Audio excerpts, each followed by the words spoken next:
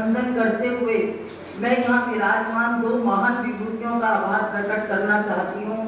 विश्वविख्यात शायर एवं अमृत प्रकाशन के सर्वे सर्वा माननीय श्री मंगल नसीम जी का हार्दिक धन्यवाद करती हूँ कि उन्होंने अत्यंत अल्पावधि में अवधेश जी की रचनाओं को पुस्तक का कमियां कलेवर प्रदान कर असंभव कार्य को संभव कर दिखाया तथा अपने जिला ग्राम विद्यालय के प्राथमिक शिक्षा शास्त्री एवं भूगोलविद प्रधानाचार्य आदरणीय डॉक्टर देवेंद्र जी का हृदय से आभार प्रकट करती हूँ कि वे सदैव अपने प्रेरक शब्दों से रचनाकार के हृदय में नव ऊर्जा का संचार करते हुए आगे बढ़ने को प्रोत्साहित करते हैं।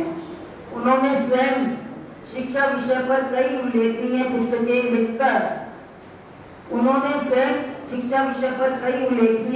लिखकर ज्ञान विकासु शिक्षार्थियों का मार्गदर्शन किया है। बस अब अंत में इतना ही कहूंगी कि भावुक जी की भावेश्वरी कल्याणी लेखनी जीवन के विस्तृत फलक के सभी अंगों रंगों को निरूपित करते हुए मन के सूक्ष्म गहन भावों की वाहिनी बन मार्ग के अवरोधों की विरोधी शक्ति बनकर लोक मांगल्य की विधायनी अभिव्यक्ति का सशक्त माध्यम होकर काव्य जगत में अमृतत्व के पद को प्राप्त करे, यही मेरी शुभकामनाएं है, प्रभु से प्रार्थना है और यही मेरा आशीर्वाद है। धन्यवाद।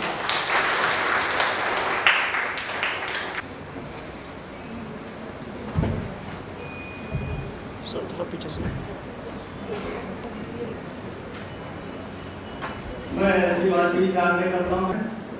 आपकी उपस्थिति किसी भी कार्यक्रम में सफलता की गारंटी है। ऐसे श्री शंकर भारती जी को अपने बीच में पंडित राम प्रसाद फाउंडेशन में पाकर के मुझे बहुत सौभाग्यशाली अनुभव कर रहे हैं। एक बार जोरदार तालियों के साथ मैं नमिता तिवारी जी से आग्रह करता हूँ। मैं तारिक जी से आग्रह करता हूँ सहयोग में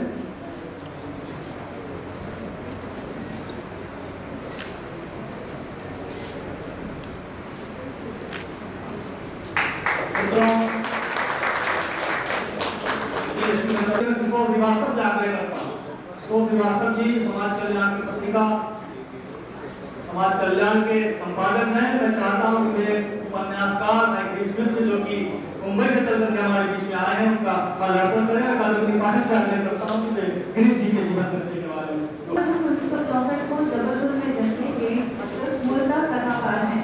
आपके पितामह पंडित राधाकृष्ण गांधीवादी श्री भवन प्रसाद मिश्र राष्ट्रवादी और डॉक्टर सुभाष मिश्र जनवादी तो वो गिरीश जी मानववादी हैं।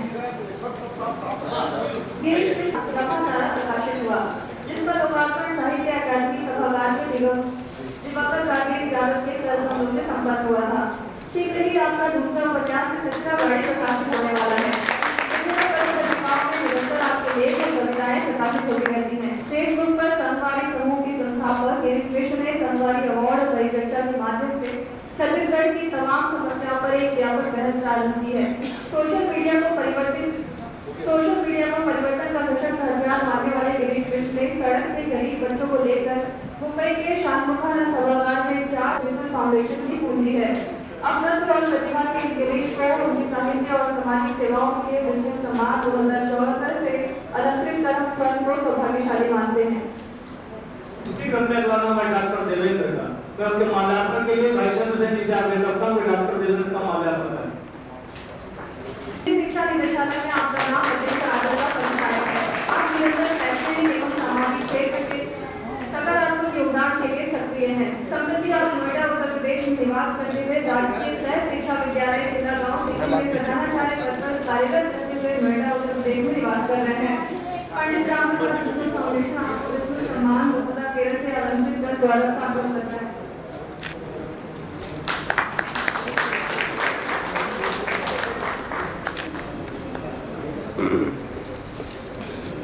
सर यहाँ भी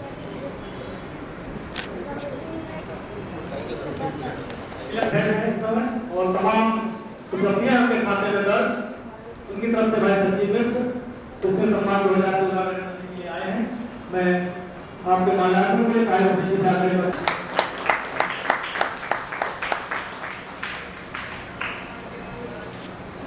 इधर आ जाइए।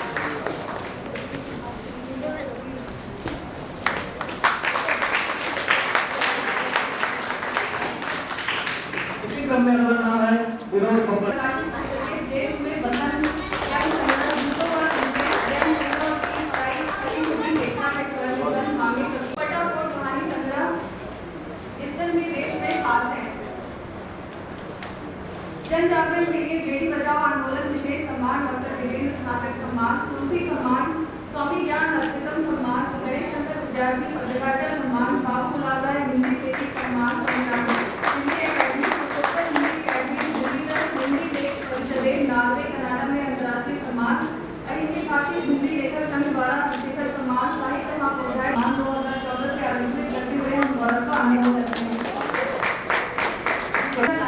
बिंदास बोल आदि कमी है। आप अपनी भारतीय साहित्य परिषद के राष्ट्रीय संयुक्त महामंत्री के पद पर कार्य करते हुए सतत राष्ट्र जागरण में काम में संलग्न है।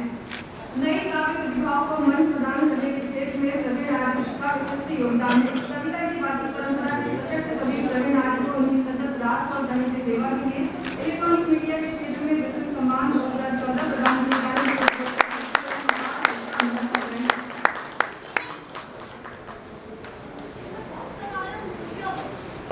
आपके में बस मैं होना चांद सरासा ना सकी पल पर चपल स्वप्न जला और समुद्र कुएं के उस पार कहानी संग्रह समेत 10 से अधिक कृतियां अमेरिका ब्रिटेन आदि देशों में भी काव्य पाठ परिचय रेखा रोजनी निरंतर साहित्य सृजन में संलग्न है। भारत साहित्य परिषद अंतर्राष्ट्रीय तुलसी संगम तथा शब्दांकन साहित्य संस्था बरेली द्वारा सम्मानित हो चुकी रेखा रोजनी को काव्य कोकिला शब्द द्वारा तथा काव्य भूषण आदि पाठ्यों से अलंकृत किया जा चुका है। समृद्धि आप मयूर बिहार दिल्ली में निवास करते हुए निरंतर साहित्य सेवा में संलग्न है। सुश्री रेखा रोजनी को सृजनात्मक लेखन के क्षेत्र में विशेष सम्मान 2014 स्वर्गीय खुर्शीद अहमद अली के सबसे बड़े बेटे आगे खुर्शीद अली पेशे से इंजीनियर और पैसे से पत्रकार हैं। सिविल इंजीनियरिंग में बीटेक और डिप्लोमा प्राप्त कर भाई आमिर मलिक राष्ट्रीय एकता के मूल्यों को समर्पित ऊर्जावान व्यक्तित्व है। 1988 में ब्लिट्ज में लिखना शुरू कर दैनिक संभावना दैनिक जनविश्वास कौमी काफिला युद्ध प्रभात 20 स्पीच मीडिया लॉबी आदि को अपनी सेवाएं प्रदान की। 1955 में लोकक्रांति 2001 में इसको भौरवी कलेवर के साथ मासिक पत्रिका के हम अध्ययन कर का अनुभव कर रहे हैं।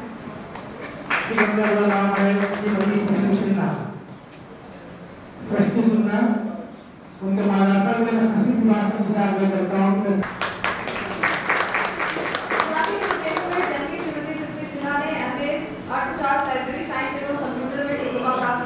आपने आकाशवाणी के गांधी केंद्र में आकस्मिक उद्घोषिका के पद पर भी कार्य किया है।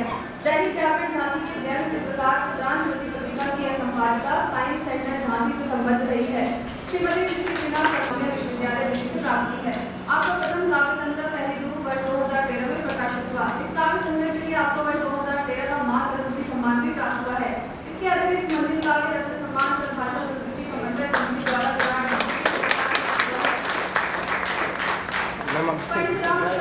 सम्मान 2014 प्रदान करते हैं। हम स्वयं को अध्ययन बढ़ाने का अनुभव करते हैं।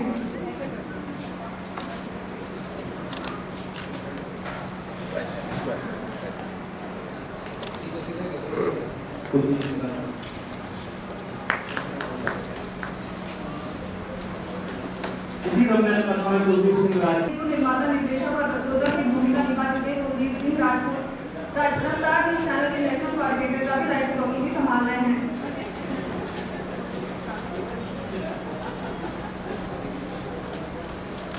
ऐसे ऊर्जावान व्यक्तित्व को विश्व सम्मान 2014 को अलंकृत करने की घोषणा करते हुए हम जरा अनुभव कर रहे हैं।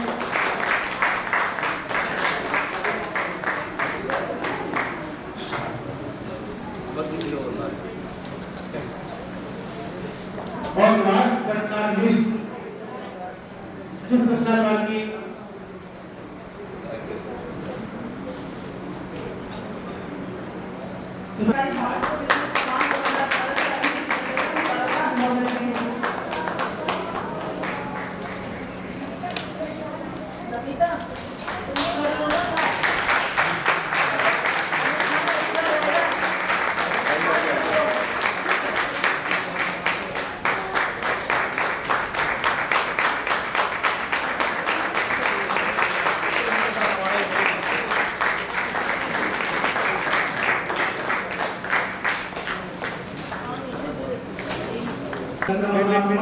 एक बहुत ही महत्वपूर्ण कार्यक्रम को बीच में स्थगित करके हमारे चाहता है जोरदार तालियों का स्वागत करिए और ध्यान से